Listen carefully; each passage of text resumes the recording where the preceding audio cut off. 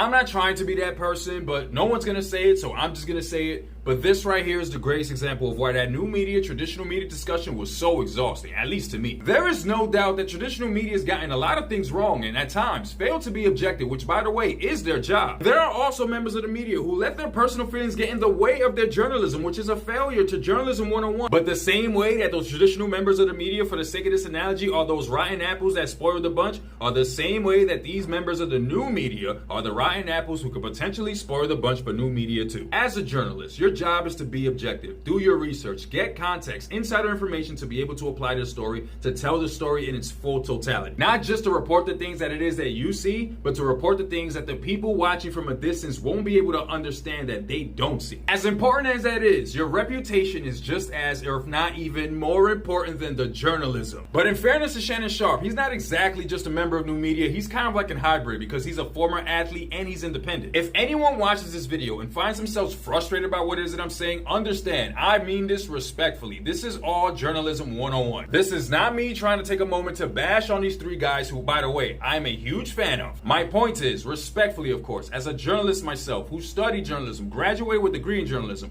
we can't knock traditional media for the things that they do wrong. But then this is happening. Gilbert Arenas, who has one of the greatest platforms for a member of the new media, was arrested today on a federal indictment alleging that he operated on an illegal gambling business. Marcus Morris, who I love seeing on ESPN, who has his podcast with his brother Mark Keefe, allegedly stole $250,000 from a Las Vegas casinos through bad checks. These are just allegations. The dudes are innocent until proven guilty, but I only bring these situations to say this. If a member of the traditional media found themselves in either one of these three scenarios, what do you think would happen to them? What do you think their employers would do? What do you think his future would look like? If you don't know what would happen, I'm just gonna tell you, that person would lose their entire career. That's it. Respectfully, of course, because all three of these guys are phenomenal at what they do, and I'm probably the biggest Gil's Arena fan. Gilbert Arenas, Brandon Jennings, Nick Young, Kenya Martin, Larry, Lil Steve or whatever, Rashad McCanton is trifling self. But when we talk about new media versus traditional media, this ain't it.